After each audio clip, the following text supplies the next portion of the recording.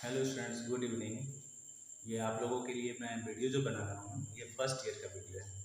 और first year का video है यूनिट 1 का दूसरा चैप्टर यानी मात्रक और मापन। तो मात्रक और मापन से रिलेटेड पढ़ा रहे हैं। तो सबसे पहले स्टार्ट करते हैं यूनिट 1 का चैप्टर नंबर 2 है, इसलिए हम यहाँ लिखेंगे बी। चैप्टर का नाम है मात्रक एवं मापन, यूनिट्स एंड मेजरमेंट।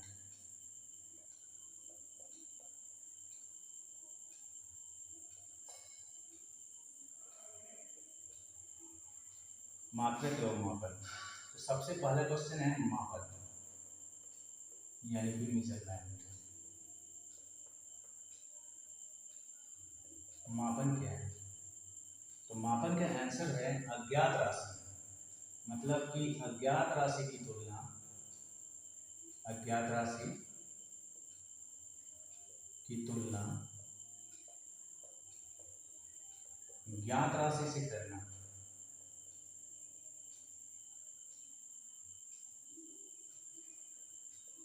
राशि से करना एकदम आसान आंसर है। अज्ञात राशि की तुलना अगर हम ज्ञात राशि से करते हैं तो वो मापन कहलाता है। तो इसमें अगर हम सिंपल सा एक चित्र बना के आपको बता रहे हैं,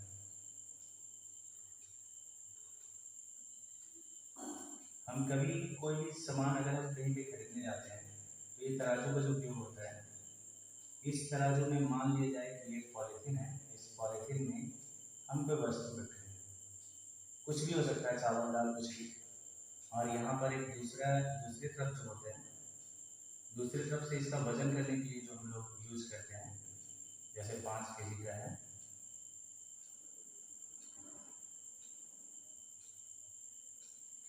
ठीक है।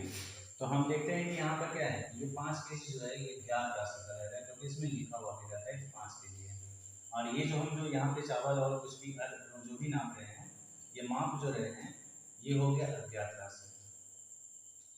तो हम क्या कर रहे हैं, ज्ञात राशि की तुलना किससे कर रहे हैं? अज्ञात राशि से। यानी पक्का ये 5 केजी का हो जाएगा, तो दोनों बराबर हो जाएगा, तो हम इसको बोलते हैं कि पक्का हो गया, अब हम दे सकते हैं। तो यही यही चीज कहलाता है मापन। तो अज्ञात राशि की तुलना अगर ज्ञात राशि से कर रहे हैं तो वो मापन कहलाएगा। अब यहाँ पे कह रहा है कि मापन के लिए दो चीजों की जरूरत होती है। किसी भी चीज को मापने के लिए दो चीज की जरूरत पड़ती है। एक क्या जरूरत पड़ता है? एक की जरूरत पड़ती है पहले मात्रक का, और दूसरा होता है आंकिक मान। मात्रक यानी कि यूनिट चाहिए मापने के लिए, आंकिक मान माने न्यूमेरिकल वैल्यू, ठीक है।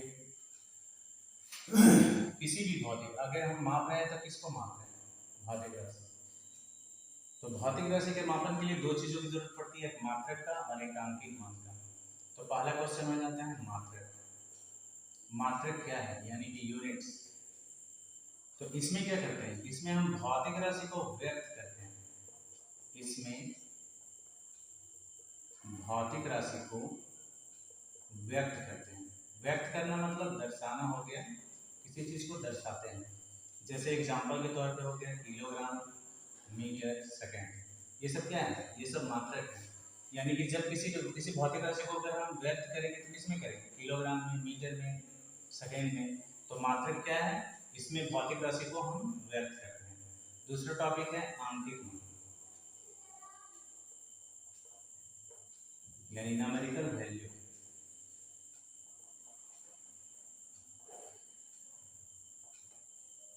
तो न्यूमेरिकल वैल्यू क्या है? तो इसमें क्या करते हैं, यह जो है यह दर्शाता है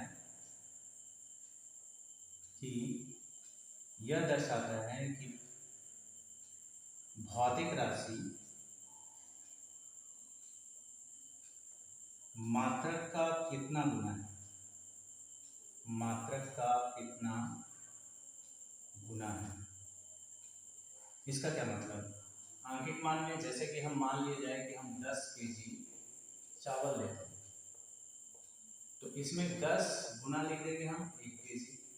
तो ये 1 केजी जो देख रहे हैं ये मात्रक है, और 10 जो हो गया ये इसका न्यूमेरिकल वैल्यू हो गया।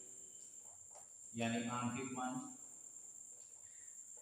ठीक है, तो हम देख रहे हैं क्या कि इसका मात्रक का कितना गुना है, 10 गुना। अर्थात आंकिक मान क्या बता रहा है, आंकिक मान बता रहा है कि कोई भी वस्तु अपने मात्रक का कितना गुना है, तो 10 गुना है। बस मापन के लिए दो चीज़ों की जरूरत पड़ती है, एक है मात्रक, एक है आंकिक मान। मात्रक में क्या करते हैं, इसमें भौतिक राशि को व्यक्त करते हैं, जैसे मात्रक के तौर पर किलोग्राम मीटर प्रति सेकेंड या मीटर सेकेंड जो भी है। आंकिक मान में क्या है, यह दर्शाता है कि भौतिक राशि अपने मात्रक का कितना गुना है। तो हम अगर भौतिक राशि 10 की चीज जो मापे, रियल में हम चावल का क्या माप रहे हैं, द्रव्यमान। तो ये भौतिक राशि का द्रव्यमान जो नापे हम, इस भौतिक राशि जो द्रव्यमान है, द्रव्यमान का ही 10 केजी लिखे हैं।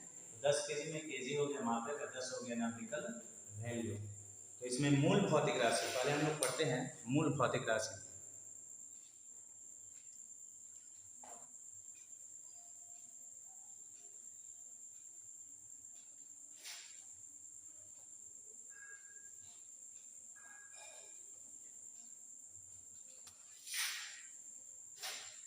अब हम लोग पढ़ेंगे भौतिक राशि का प्रकार।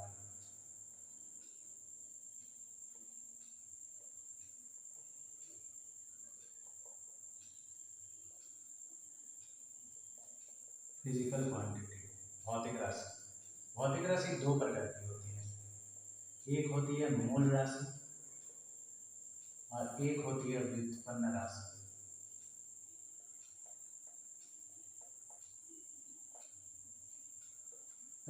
मूल को हम लोग फंडामेंटल यूनिट बोलते हैं, फंडामेंटल क्वांटिटी। और ये होता है डिराइव्ड। ठीक है, तो मूल राशि क्या है, तो वह राशि जो स्वतंत्र मानी जाती है,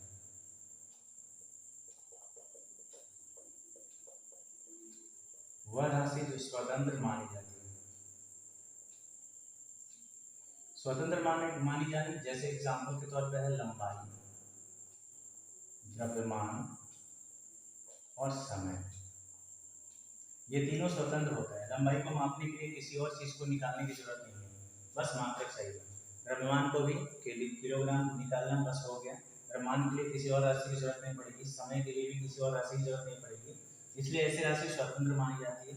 व्युत्पन्न राशि, तो वह राशि जो मूल राशि पर निर्भर करती है,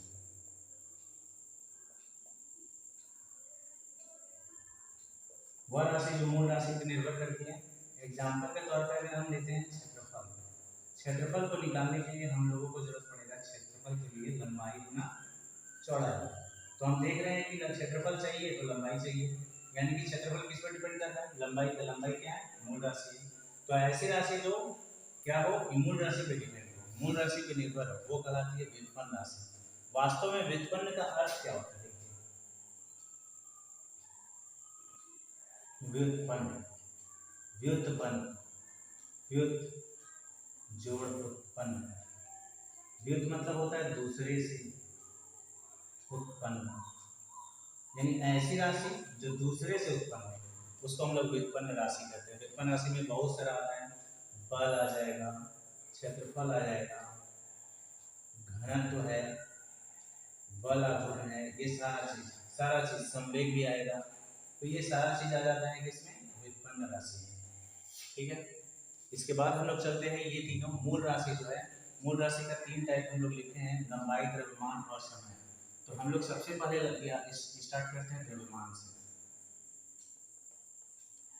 द्रव्यमान, मास।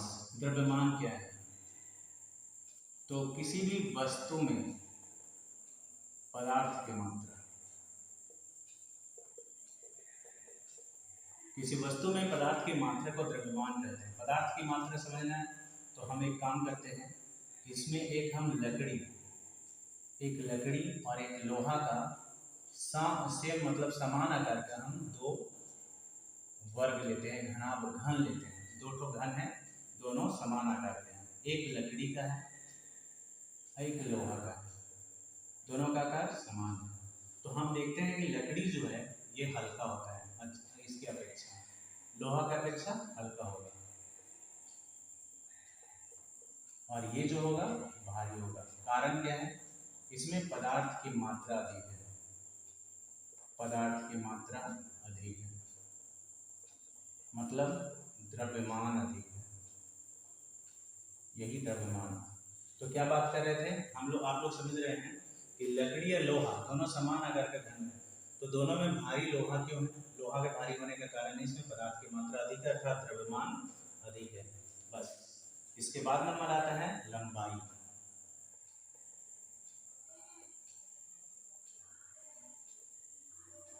लेंथ। तो इसका होगा अंतरिक्ष में, अंतरिक्ष में, अंतरिक्ष का मतलब होता है खाली स्थान, तो वो अंतरिक्ष की बात नहीं समझिए। अंतरिक्ष में दो बिंदुओं के बीच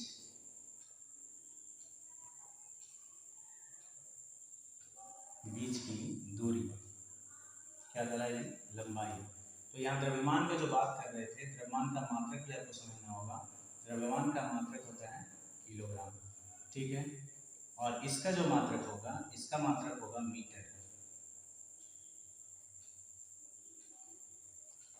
अब आता है सेकंड यानी समय, टाइम, कॉन्सेप्ट ऑफ टाइम। तो ये आइंस्टीन का कारण था। आइंस्टीन के अनुसार घड़ी द्वारा लिया गया पाठ्यांक क्या है? समय कहलाता है।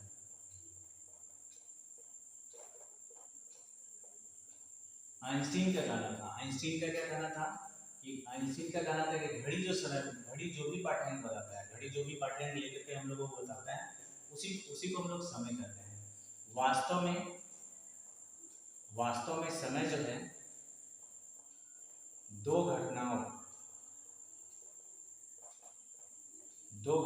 के बीच के अंतराल का मापक है।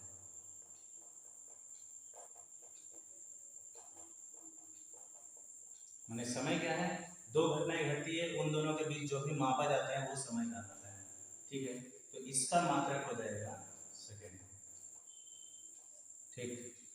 फिर से एक बार रिपीट कर देते हैं। भौतिक राशि, भौतिक राशि दो प्रकार की होती है, मूल राशि, व्युत्पन्न राशि। वह राशि जो स्वतंत्र मानी जाती है, जैसे लंबाई, द्रव्यमान, समय। व्युत्पन्न राशि ऐसी राशि जो मूल राशि पर निर्भर करती है, जैसे क्षेत्रफल। क्षेत्रफल निकालना हो तो लंबाई चाहिए। अब यहाँ पर व्युत्पन्न का अर्थ बताया गया है कि व्युत्पन्न का अर्थ होता है व्युत जुड़ उत्पन्न। व्युत मतलब दूसरे से उत्पन्न, दूसरे से अगर कुछ उत्पन्न हो तो व्युत्पन्न कहलाता है। अब उसके बाद हम लोग तो तीन राशि का नाम यहाँ लिखे हैं, लंबाई, द्रव्यमान, समय, उसी को डिफाइन किए हम। द्रव्यमान क्या है? तो वस्तु में पदार्थ की मात्रा, कोई वस्तु लिए हैं, उस वस्तु में पदार्थ की जो मात्रा होती है वो द्रव्यमान कहलाता है। जैसे लकड़ी या लोहा, अगर दोनों का समान आकार का है, समान आकार मतलब दोनों का आकार एक जैसा है, यानी कि अगर हम ये ले लेते हैं 5 सेंटीमीटर का, तो ये भी 5 सेंटीमीटर का, तो दोनों का आकार सेम होने के बाद भी लकड़ी या लोहा में लोहा भारी होता है। लोहा भारी होने का कारण क्या है? इसमें पदार्थ की मात्रा अधिक होती है, अर्थात इसमें द्रव्यमान अधिक होता है। अब लंबाई क्या है? तो अंतरिक्ष में दो बिंदुओं के बीच की जो दूरी होती है उसको लंबाई कहते हैं। अंतरिक्ष मतलब हो गया कहीं पर भी एक खाली जगह है, इस खाली जगह में अगर हम एक पॉइंट ए लेते हैं और दूसरा पॉइंट बी लेते हैं, तो यहाँ ए और बी के बीच में जो दूरी होगी यही कहलाएगा लंबाई। तो अंतरिक्ष में दो बिंदुओं के बीच की दूरी को लंबाई कहते हैं और इसका मात्रक होता है मीटर। समय क्या है? आइंस्टीन के अनुसार घड़ी द्वारा लिया गया पाठ्यांक समय कहलाता है। वास्तव में समय दो घटनाओं के बीच के अंतराल का मापक, यानी दो घटनाएं घटती है उसके बीच में जो मापेंगे वो समय कहलाएगा। समय का मात्रक सेकेंड होते हैं। तो ये पार्ट 1 है आपके यूनिट 1 के दूसरे चैप्टर का। मात्रक और मापन का पार्ट 1 है, पार्ट 2 दूसरे वीडियो में बनाएंगे।